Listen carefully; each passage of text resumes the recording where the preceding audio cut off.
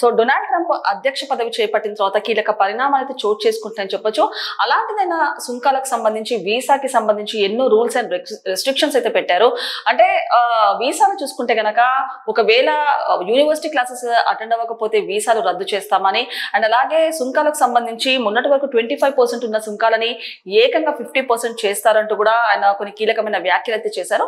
So ఈ క్రమంలో అంటే ఇతర దేశాల్లో షూట్ చేసి ఒకవేళ యుఎస్ లో కనుక రిలీజ్ చేస్తే 100% ట్యాక్స్ విధిస్తామంటూ కూడా చెప్పడం జరిగింది.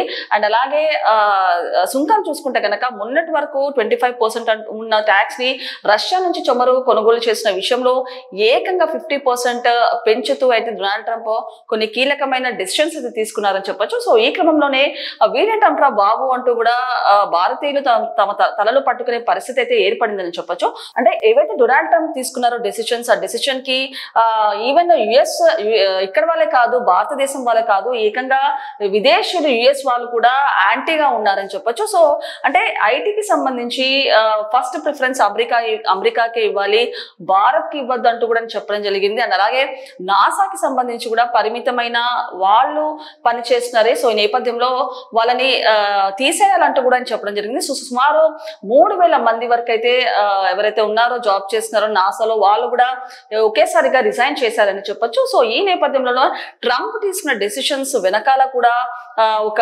పీటర్ నవారే హస్తం అయితే ఉన్నట్టు తెలుస్తుంది. అంటే సుంకాలు ఏవైతే 50% చేశారో, చేసిన తర్వాత రత్నాభరణలు కానివ్వండి లేకపోతే దుస్తుల మీద ఒక వెయిట్ అయితే పడిందని చెప్పొచ్చు.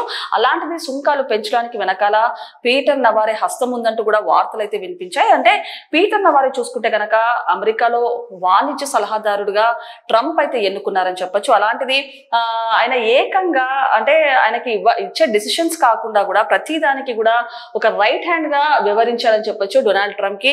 మరి ఈ నేపథ్యంలో ఈవెన్ ట్రంప్ వర్గీయులు కానివ్వండి, అమెరికన్స్ కానివ్వండి, పీటర్ నవారే యొక్క హిస్టరీ తెలిసిన తర్వాత ఇలాంటి అతన్ని ఎందుకు ఎంచుకున్నారంటూ కూడా అందరూ ఆశ్చర్యానికి అయితే గురయ్యారని చెప్పొచ్చు. సో అంటే Elon Musk and Donald Trump కి మంచి సంబంధాలు ఉన్నాయని చెప్పొచ్చు. అలాంటిది వీళ్ళిద్దరికైతే విభేదాలు వచ్చిన విషయం మనకు తెలిసిందే.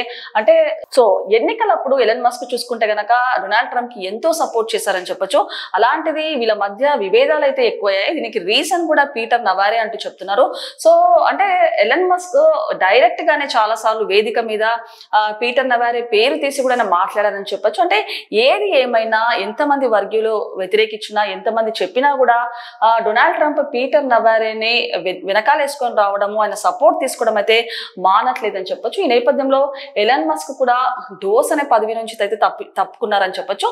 సో ఈ క్రమంలో అనేక మార్పులు చేర్పులు అయితే వచ్చాయని చెప్పొచ్చు డొనాల్డ్ ట్రంప్ అధ్యక్ష పదవి చేపట్టిన తర్వాత. అంటే నెక్స్ట్ చూసుకుంటే గనక మొన్న రీసెంట్ గా చైనా అధ్యక్షుడిని మోదీ కానివ్వండి, రష్యా అధ్యక్షుడు పుతిన్, అలాగే జింగ్పింగ్ అయితే ముగ్గురైతే కలిసిన విషయం మనకు తెలిసిందే. సో దీనికి సంబంధించి కూడా ట్రంప్ కొన్ని కీలకమైన వ్యాఖ్యలు చేశారు. అంటే అనవసరంగా భారత్ ని దూరం చేసుకున్నాను, రష్యాని దూరం చేసుకున్నాను అంటూ కూడా చెప్పడం జరిగింది. కాకపోతే నాకు ప్రధాని మోదీకి మంచి సంబంధం ఉంది, కానీ మోదీ కొన్ని పనులు చేయడం నాకు నచ్చడం లేదు అంటూ కూడా చెప్పడం జరిగింది. అంటే ఒక విధంగా చూసుకుంటే కనుక డొనాల్డ్ ట్రంప్ ఆవేదన వ్యక్తం చేశారు భారత్ ని దూరం చేసుకునే విషయంలో. సో ఒక ఇంత తగ్గారని చెప్పొచ్చు ఇవంటి వ్యాఖ్యలు చేసిన విషయంలో. అలాంటిది మోదీ కూడా దానికి సంబంధించి కొన్ని కీలకమైన వ్యాఖ్యలు చేశారు. అంటే డొనాల్డ్ ట్రంప్ ఏవైతే చేశారో వ్యాఖ్యలు అవన్నీ వాటికి సమర్థమే అంటూ కూడా చెప్పడం జరిగింది. సో మరి ఈ క్రమంలో ఇద్దరి మధ్య ఒక బిగ్ వార్ అయితే నెలకొందని చెప్పొచ్చు. అంటే అలాగే అంటే డొనాల్డ్ ట్రంప్ చూసుకుంటే కనుక ఎన్నో అవకతవకలైన డెసిషన్స్ తీసుకుంటూ ఎంతో మంది ఆయనకి యాంటీగా ఉన్నారని చెప్పొచ్చు. అంటే భారతదేశంలోనే కాదు ఆయన దేశంలో కూడా ఎంతో మంది యాంటీగా అయితే ఉన్నారని చెప్పొచ్చు. అలాంటిది ఇప్పుడు ఇందులో చూసుకుంటే కనుక ఫెడరల్ దళాలను మోహరించడాన్ని వ్యతిరేకిస్తూ వాషింగ్టన్ లోని డీసీలో కూడా చాలా మంది రోడ్లు ఎక్కారని చెప్పొచ్చు. అలాంటిది ఫెడరల్ దళాలని మోహరించడము, ఉపసంహరించుకోవాలంటూ కూడా చాలా మంది ఇవాళ చెప్పడం జరిగింది. సో ఈ క్రమంలో చికాగో ఇమిగ్రేషన్స్ మీద కూడా ఆయన ఒక వార్ అయితే చేస్తున్నారని చెప్పొచ్చు. అంటే వేరే దేశాల వల్ల కాదు, ఏకంగా ఆయన దేశం మీద కూడా ఆయనకు పడట్లేదు, ఆయన దేశం మీద కూడా ఆయన ప్రతాపం చూపిస్తున్నారని చెప్పొచ్చు. ఆ విధంగా చూసుకుంటే కనుక ట్రంప్ వెళ్ళిపోవాలి, ట్రంప్ మాకు అక్కర్లేదు అంటూ కూడా అక్కడ యుఎస్ లో వాళ్ళు ఎగెయిన్స్ట్ గా ట్రంప్ కి ఎగెయిన్స్ట్ గా నినాదాలు చేస్తున్నటువంటి పరిస్థితి అయితే ఇవాళ ఏర్పడిందని చెప్పొచ్చు. సో అంటే డొనాల్డ్ ట్రంప్ ఇలాంటి డెసిషన్స్ తీసుకోవడానికి రీజన్ ఏంటి, అండ్ మోర్ ఓవర్ గా భారత్ ని టార్గెట్ చేసుకుంటూ ఇలాంటివి ఎందుకు తీసుకుంటారంటూ కూడా చెప్పడం జరిగింది. సో ఇప్పుడు చూసుకుంటే కనుక యుఎస్ సమావేశాలు కూడా రాబోతున్నాయి. ఏదైతే ఆవేదన అంటూ కూడా డొనాల్డ్ ట్రంప్ చేశారో అది కూడా దాని వెనకాల వ్యూహం ఉందంటూ కూడా చెప్తున్నారు. అంటే యుఎస్ సమావేశాలకి మోదీ అటెండ్ అవ్వాలని దాంతో ఇలాంటి వ్యాఖ్యలు చేశారా అంటూ కూడా చెప్తున్నారు. కాకపోతే మోడీ చూసుకుంటే కనుక యుఎస్ సమావేశాలకైతే దూరంగా ఉన్నట్టు తెలుస్తుంది. సో ఎన్నో మార్పులు చేర్పులు, ఎన్నో రూల్స్ అండ్ రెస్ట్రిక్షన్స్ మధ్యలో ఇలాంటి గొడవలు తలెత్తాయని చెప్పొచ్చు. సో ఏకంగా భారతదేశం కాదు, ఈవెన్ సొంత దేశాల వాళ్ళు కూడా డొనాల్డ్ ట్రంప్ కి యాంటీగా చాలా మంది తయారయ్యారని చెప్పొచ్చు. సో ఈ నేపథ్యంలో అసలు డొనాల్డ్ ట్రంప్ దీనికి సంబంధించి ఎలాంటి వ్యాఖ్యలు చేశారో ఒకసారి పూర్తి స్థాయిలో విశ్లేషించుకుందాం. వాషింగ్టన్ డీసీ ట్రంప్ పై నిరసన గలం. అమెరికా అధ్యక్షుడు ట్రంప్ పై స్వదేశంలో నిరసన గలం వెల్లువెత్తుతుంది.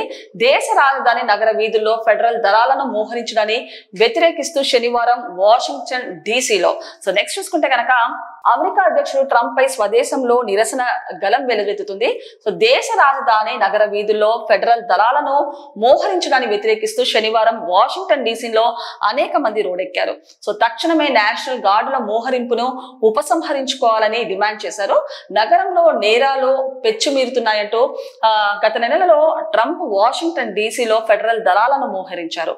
సో మెట్రోపాలిటన్ పోలీస్ విభాగాన్ని కూడా నేరుగా ఫెడరల్ నియంత్రణలోకి తీసుకొచ్చారు. దీన్ని ఫెడరల్ ప్రభుత్వ అతిక్రమణ చర్యగా ప్రజాస్వామ్యవాదులు ఖండిస్తున్నారు. సో ట్రంప్ తక్షణమే వెళ్లిపోవాలి, డీసీకి స్వేచ్ఛ కల్పించాలి, నిరంకుశ తత్వాన్ని ప్రతిఘటించండి తదితర పోస్టర్లను నిరసనకారులు ప్రదర్శించారు.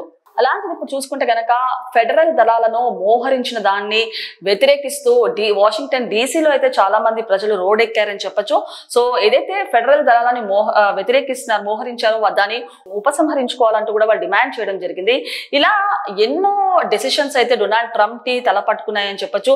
అంటే ఆయన ఇంటెన్షనల్ గా చేస్తున్నాడా, కావాలని చేస్తున్నాడా, లేకపోతే నిజంగా ఏదైనా మానసికమైన దాంతో బాధపడుతున్నాడా, ఎందుకు ఇలాంటి డెసిషన్స్ తీసుకున్నాడు, అసలు ఏమైంది ట్రంప్ కి అంటూ కూడా చాలా మంది అడగడం జరిగింది. సో ఈ క్రమంలో డొనాల్డ్ ట్రంప్ తీసుకున్న అవకతవకల డెసిషన్స్ అయితే చాలా మంది ఇండియన్స్ నే కాదు, అమెరికన్స్ నే కాదు, ఐటీ వాళ్ళనే కాదు, ఎంతో మందిని కూడా ఇబ్బంది పెడుతున్నాయని చెప్పొచ్చు. ఈ క్రమంలో డొనాల్డ్ ట్రంప్ తీసుకున్న డెసిషన్స్ కూడా వెనక్కి తీసుకోవాలంటూ అక్కడ నిరసనకారులు కూడా ఆందోళన వ్యక్తం చేస్తున్నారు. సో ఈ నేపథ్యంలో ఇప్పుడు చూసుకుంటే కనుక వాషింగ్టన్ డీసీలో అయితే తీవ్రమైన ఉద్రిక్త వాతావరణం అయితే నెలకొని చెప్పొచ్చు. అలాంటిది ఇప్పుడు దీని తర్వాత నిరసన తర్వాత ఎలాంటి మార్పులు చేర్పులు వస్తాయో వేచి చూడాల్సిందే.